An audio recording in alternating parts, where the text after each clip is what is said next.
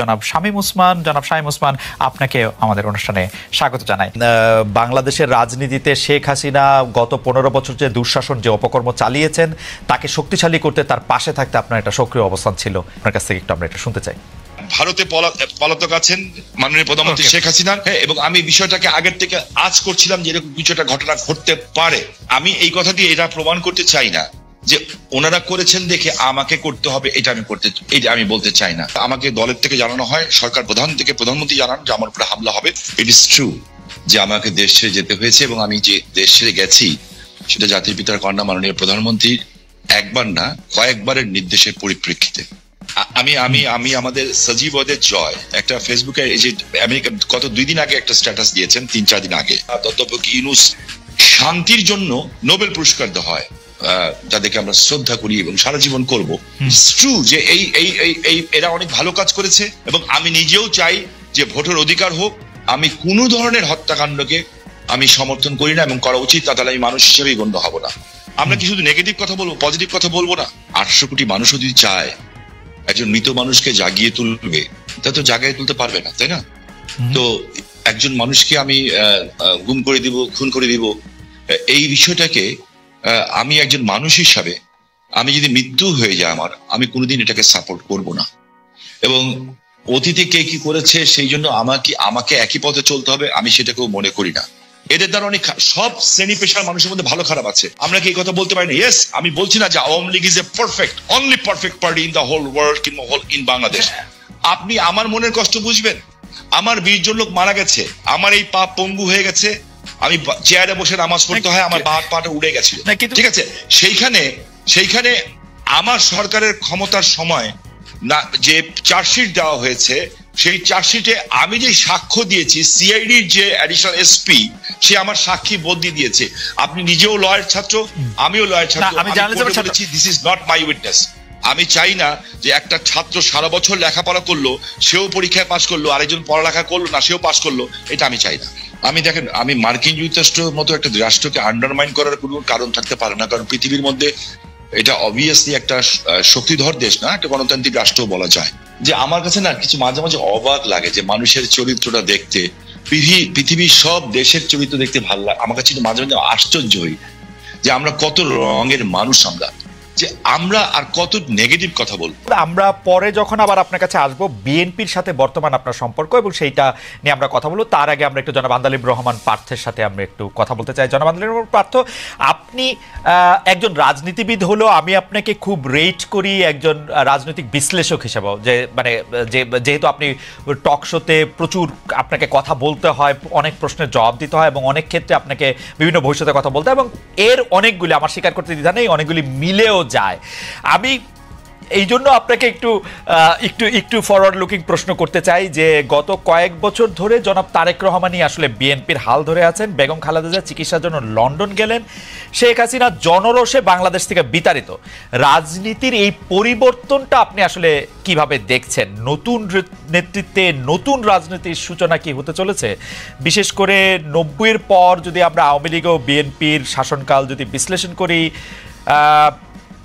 সরকারে বা ক্ষমতায় এলে মানে এটা একটা এই প্রশ্ন বারবার হচ্ছে যে তারা যে গণতান্ত্রিক থাকবেন, কর্তৃত্ববাদী হবেন না, সেরকম কি মনে হচ্ছে? মানে এই নেতৃত্বে যারা আছেন, এটা তো অবশ্যই ঠিক, জনাব তারেক রহমানই আসলে 20-22 বছর ধরে অন্ততপক্ষে দলের ডেপুটির হালটি ধরে আছেন, কিন্তু মানে এই নেতৃত্বের ক্ষেত্রে কি কোনো পরিবর্তন আসছে? ব্যক্তি মানুষ না, আদর্শের, দৃষ্টিভঙ্গির আপনি কিভাবে দেখছেন? একটু আপনাকে ধন্যবাদ খালেদ, আপনি তো অনেক ওয়াইড একটা প্রশ্ন করেছেন আমাকে। আমি একটু ব্যাকগ্রাউন্ডে যাব। দেখুন, আপনি সমষ্টিগতভাবেই যদি বাংলাদেশের রাজনীতির অবস্থা দেখেন, গত 17 বছরে যে একটা ভীতির সংস্কার, ভীতির একটা সংস্কৃতি আমাদের রাজনীতিতে ছিল, যার কারণে 17 বছর কিংবা 20 বছরে ভালো মানুষগুলি রাজনীতি থেকে দূরে সরে যায়। এই কারণে অফকোর্স একটা ভ্যাকুয়াম সৃষ্টি হয় রাজনীতিতে, কারণ 17 বছর আপনি জানেন যে কোনো রাজনীতি করতে গেলেই একটা গুম খুনের একটা ধারণা ছিল, বা মানুষ রাজনীতিবিদদের উপরে কেন জানি এমন, মানে কেন জানি বলবো না, মানুষের যথেষ্ট রিজন ছিল রাজনীতিবিদদের থেকে দূরে সরে যাওয়া। এবং বলে না যে জোকাররা যখন পার্লামেন্টে যায় তখন জোকাররা মেম্বার অফ পার্লামেন্ট হয় না, পার্লামেন্টটা সার্কাস হয়ে যায়। গত 3টা বছর 3টা টার্ম অনেকটা এরকমই একটা অবস্থান ছিল। তো এ কারণে আর তারেক রহমান সাহেবকে নিয়ে আপনি যে কথাটা বললেন, উনি গত 10, 12, 15 বছরে যেভাবে বিএনপিকে বিদেশে বসে যেভাবে নেতৃত্ব দিয়েছেন এবং নিচ থেকে ওপর পর্যন্ত, সত্যি কথা বলতে উনি আওয়ামী লীগের মাথা খারাপ করে দিয়েছেন। যে বাইরে থেকে সাংগঠনিকভাবে ওনার যেই নেতৃত্ব ছিল, ন্যাচুরালি বিএনপি ভাঙতে পারেনি, বিএনপি পথচ্যুত হয়নি বা অন্যদিকে যায়নি।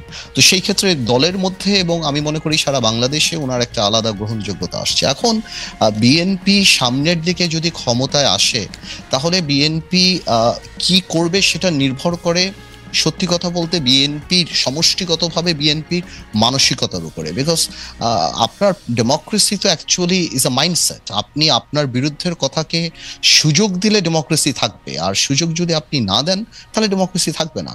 তো এটা সম্পূর্ণরূপে একটা মাইন্ডসেটের ব্যাপার। এখন বিএনপি যদি ওনার কর্মকাণ্ডে বা বিএনপির কর্মকাণ্ডে যদি সেই রিসিপিয়েন্ট বা ওই রিসিভিং এন্ডে থাকতে পারে বা ওই মানসিকতা থাকতে পারে, এবং এই 17 বছর এত কিছু দেখার পরে যে আপনার রাষ্ট্র পরিচালনায় ব্যর্থতা বা পতন, বা যেটা পতন বলবো না, আওয়ামী লীগের তো, যেটা আমি আপনাকে আনঅফিসিয়ালিও বলেছি যে আওয়ামী লীগ এমন একটা রাজনৈতিক দল যার বাংলাদেশে শুধু রাজনৈতিক পতন হয় না, এই সামাজিক পতনও হয়েছে। যে এই ধরনের সামাজিক পতন আগে হয়নি, বিকজ আওয়ামী লীগের অবস্থানটা, আওয়ামী লীগের অ্যাট্রসিটিটা, আওয়ামী লীগের দুর্নীতি বা সবকিছু একটা হাউস ওয়াইফের কাছে, একটা সাধারণ শিশুর কাছেও চলে গিয়েছিল, এবং এই লাস্টে যে গণহত্যাগুলি। তো আমি সেটাই বলবো যে এখন তো আর নির্দিষ্ট শত্রু লাগবে না আমাদের পতনের জন্য। আমরা যদি আওয়ামী লীগ থেকে শিক্ষা না নেই, আমরা যদি ডেমোক্রেসি প্র্যাকটিস না করি, তাহলে অদৃশ্য শত্রু আমাদেরকে সেটা করে দিতে পারে। তো আমার মনে হয় ভবিষ্যৎ তো আমি বলতে পারবো না, এটা ঈশ্বরের উপর নির্ভর করে। আজকে পর্যন্ত আমি আমার জায়গা থেকে বিএনপির সাথে যতখানি কথা বলেছি, যতখানি রাজনীতি করছি, আমি যথেষ্ট অ্যাকোমোডেটিভ। এবং আপনি যদি ইদানিংও দেখেন বিএনপির 31 দফা থেকে আরম্ভ করে অন্য সব কিছু, বিএনপি আমাদের সবার সাথেই কথা বলছে, সবার কাছ থেকে ড্রাফট নিচ্ছে, সবার কাছ থেকে উপদেশ নিচ্ছে, তারপর ওনারা এটা বাস্তবে আসছে। তো আমি যথেষ্ট অ্যাকোমোডেটিভ নেচার বিএনপির দেখতে পাচ্ছি। সো ইনশাল্লাহ আমি প্রোগ্রেসিভ থিঙ্কিং, আমি মনে করি আর খারাপ কি হবে, ইনশাল্লাহ ভালোই হবে। এখনকার গুম খুন নিয়ে আপনি আসলে কি বলবেন? যে সরকারের জায়গা থেকে এটি বারবার অস্বীকার করা হচ্ছে, কিন্তু এটি একটি বাস্তবতা। এই বাস্তবতাকে শামীম ওসমান কিভাবে দেখে, আমাদের যদি খুব সংক্ষেপে একটু বলতেন। আমি আপনাকে একটা জিনিস স্পেসিফিক্যালি বলতে চাই খুব পরিষ্কার ভাবে। আমি একজন হিউম্যান বিং হিসাবে আমি কোনো ধরনের হত্যাকাণ্ডকে আমি সমর্থন করি না, এবং করা উচিত, তাহলে আমি মানুষ হিসেবেই গণ্য হব না। আমরা কোনো খারাপ জিনিসকে আমরা আশা করি না। আমার যে বক্তব্যটা হচ্ছে, আমি কোনো কিছু গোপন করে কথা বলতে শিখি নেই, কারণ আমি সাদাকে সাদা বলার, কালাকে কালো বলার। বাট আমার তার আগে আপনার মাধ্যমে, খালেদ ভাই, আমি কালকে বাঁচব না জানি না, আপনি একটা ভালো জায়গায় আছেন, জার্মানি একটা ডয়েচ টেলিভিশনের সাথে আছেন। আমি আপনার কাছে অ্যাপিল করছি, রিকোয়েস্ট করছি, আমি যদি অ্যাম্বাসাডারদের সাথে কথা বলতে পারি, কিংবা বিদেশে যেয়ে যদি বড় বড় মন্ত্রী মিনিস্টারের সাথে কথা বলতে পারি, আমি কিছু অভিযোগ দিব। নারায়ণগঞ্জে 7 মার্ডার হলো, আমি কিন্তু উইদিন 45 মিনিটসের মধ্যে, 45 মিনিটের মধ্যে দেশের সর্বোচ্চ জায়গায় আমি এই খবরটা পৌঁছেই দেই, কারণ আমার কাছে খবর এসেছিল যে এই ঘটনা র্যাব দ্বারা সংঘটিত হয়েছে, র্যাবের কিছু মানুষ দ্বারা সংঘটিত হয়েছে, এই মেজর আরিফ সহ এরকম যারা আছে। বিকজ তারা ডিস্ট্র্যাক্ট হয়ে গেছিল, যেহেতু আমি এলাকার মানুষ, আমাকে সবকিছু খবর রাখতে হয়, এবং আমি স্বরাষ্ট্রমন্ত্রী মহোদয়কেও জানিয়েছিলাম বিষয়টা, যে something is going on. But এত বড় দুর্ঘটনা হবে এটা আমি বুঝতে পারিনি। কিন্তু দেখেন, যখন এই ঘটনা ঘটলো, আমি কিন্তু আমার ভয়েস রেজ করেছি, এবং এই জন্য আমার জীবনের শঙ্কা ছিল। জনাব শামীম ওসমান, আপনার নিশ্চয়ই মনে আছে একরামুল বলে চট্টগ্রামের একজন কাউন্সিলর, তার মেয়ে যখন বলছিল বাবা তুমি কান্না করছো যে, এবং তারপরে যখন তাকে গুলি করে হত্যা শব্দ আমরা শুনলাম, সেই সময়ের মধ্যে কিন্তু আমরা অনেকেই বলছিলাম যে এইখানেই এটি শেষ হওয়া উচিত, কিন্তু এটি আসলে শেষ হয় নাই। জনাব শামীম ওসমান। জি, আমি আপনার সাথে 100% একমত। একজন মানুষকে আমি গুম করে দিব, খুন করে দিব, এই বিষয়টাকে আমি একজন মানুষ হিসাবে, আমি যদি মৃত্যু হয়ে যায় আমার, আমি কোনোদিন এটাকে সাপোর্ট করব না। এটার চেয়েও বড় সত্য হচ্ছে, এত বড় বড় উচ্চ পদস্থধারীরা এখনো কিন্তু জেলখানায় আছেন। যেমন বিএনপির নেতা সালাউদ্দিন সাহেব, ওনাকে গুম করা হয়েছে, খুন করা হয়েছে বলা হলো, ঠিক আছে।